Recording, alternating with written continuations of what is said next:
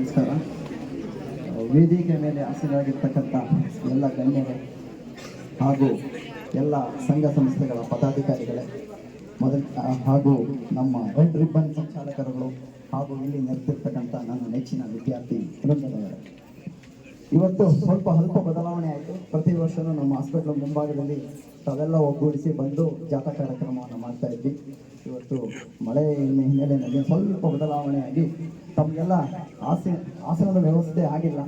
ಅದಕ್ಕೋಸ್ಕರ ನನ್ನ ಕಡೆಯಿಂದ ವಿಷಾದಿಸ್ತೇನೆ.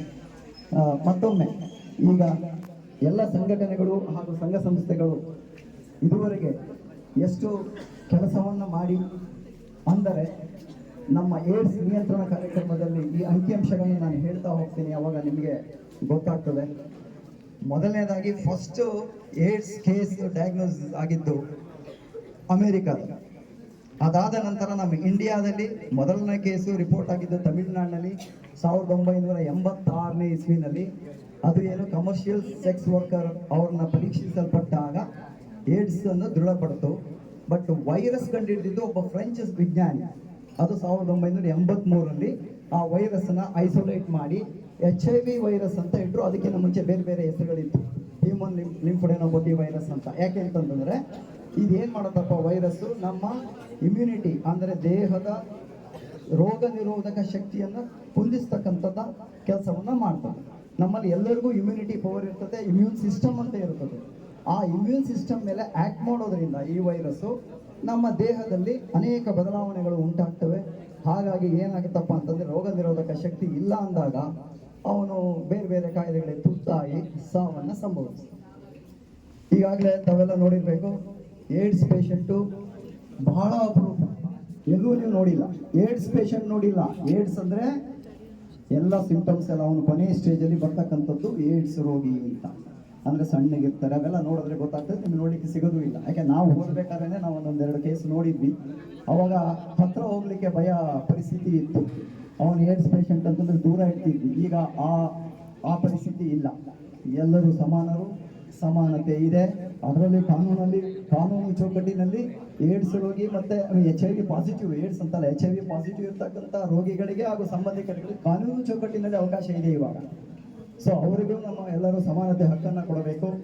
ಸೊ ಹಾಗಾಗಿ ಇವತ್ತಿನ ದಿವಸ ನಿಮಗೆಲ್ಲ ಗೊತ್ತಿದೆ, ಸಾಕಷ್ಟು ಬಾರಿ ಕಾಲೇಜು ಶಿಕ್ಷಣ ಇಲಾಖೆಯಲ್ಲಿ ರೆಡ್ ರಿಬ್ಬನ್ ಕ್ಲಬ್ ವತಿಯಿಂದ ಹಾಗೂ ನಮ್ಮ ಸಂಘಟನೆಗಳು ಸಂಘ ಸಂಸ್ಥೆಗಳ ವತಿಯಿಂದ ಸಾಕಷ್ಟು ಪ್ರಚಾರ ಆಗಿದೆ. ಇದು ಯಾವ ರೀತಿ ಹರಡುತ್ತೆ ಎಲ್ಲರಿಗೂ ಗೊತ್ತೇ ಇದೆ. ಮೊದಲನೇದಾಗಿ ನಮ್ಮ ಕಳಕಳಿಯ ಮನವಿ ಏನಪ್ಪ ಅಂತಂದರೆ, ಯಂಗ್ಸ್ಟರ್ಸು ಬಹಳ ಇವತ್ತಿನ ದಿವಸಗಳಲ್ಲಿ ಇದಕ್ಕೆ ತುತ್ತಾಗ್ತಕ್ಕಂಥ ಪರಿಸ್ಥಿತಿ ಬರ್ತಾ ಇದೆ. ಇದು ಎಲ್ಲೋ ಒಂದು ಕಡೆ ನಾವು ಗಮನಿಸಿದಾಗ ಯಾಕೆ ಈಗ ಆಗ್ತಾ ಇದೆ, ಒಂದು ರ್ಯಾಪಿಡ್ ಗ್ರೋತ್ ಆಫ್ ಇಂಡಸ್ಟ್ರಿಯಲೈಸೇಷನ್ ಅಥವಾ ಅರ್ಬನೈಸೇಷನ್ ಆಗಿ ಇರ್ತಕ್ಕಂಥ ಹಳ್ಳಿಯಲ್ಲಿ ಇರ್ತಕ್ಕಂಥ ಜನಗಳು ಹೋಗಿ ದೊಡ್ಡ ದೊಡ್ಡ ಪಟ್ಟಣಗಳನ್ನು ಸೇರ್ತಾ ಇದ್ದಾರೆ. ಅಲ್ಲಿ ಇರ್ತಕ್ಕಂಥ ಅನೈತಿಕ ಚಟುವಟಿಕೆಗಳಲ್ಲಿ ಭಾಗವಹಿಸಿ ಅವರು ಈ ರೋಗಕ್ಕೆ ತುತ್ತಾಗ್ತಕ್ಕಂಥ ಪರಿಸ್ಥಿತಿ ಬರ್ತಾ ಇದೆ. ಇದು ಆಗಬಾರ್ದು. ಕೆಲವು ಮುನ್ನೆಚ್ಚರಿಕಾ ಕ್ರಮಗಳಲ್ಲಿ ಏನಪ್ಪ ಅಂತಂತಂದರೆ, ಅಸುರಕ್ಷಿತ ಲೈಂಗಿಕತೆ ಅಂದರೆ ಸುರಕ್ಷಿತವಲ್ಲದ ಲೈಂಗಿಕತೆಯನ್ನು ಯಾರು ಮಾಡ್ತಾರೆ ಅವರಲ್ಲಿ ಬರ್ತಕ್ಕಂಥ ಚಾನ್ಸಸ್ ಇರ್ತದೆ. ಅದಕ್ಕೆ ಈಗ ಹೇಳ್ತೀವಪ್ಪ ಅಂದರೆ ಏಕಪತಿ ಅಂದರೆ ಒಬ್ಬಳೇ ಹೆಂಗಸಿರಬೇಕು.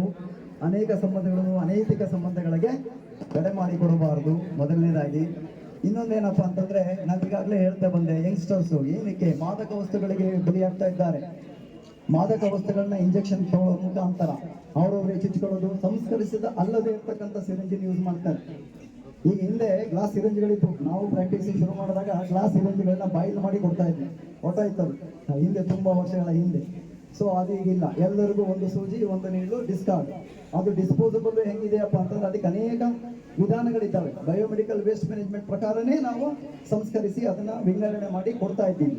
ಅದು ಬೆಂಗಳೂರಿನಲ್ಲಿ ಘಟಕ ಇದೆ, ಅಲ್ಲಿ ಹೋಗಿ ಡಿಸ್ಟ್ರಾಯ್ ಮಾಡ್ತಾರೆ ಅದನ್ನು. ಸೊ ಹಾಗಾಗಿ ಆ ಥರ ನಿಟ್ಟಿನಲ್ಲಿ ಇರ್ತಕ್ಕಂಥ ಡ್ರಗ್ಸ್ಗಳು, ಅಡಿಕ್ಷನ್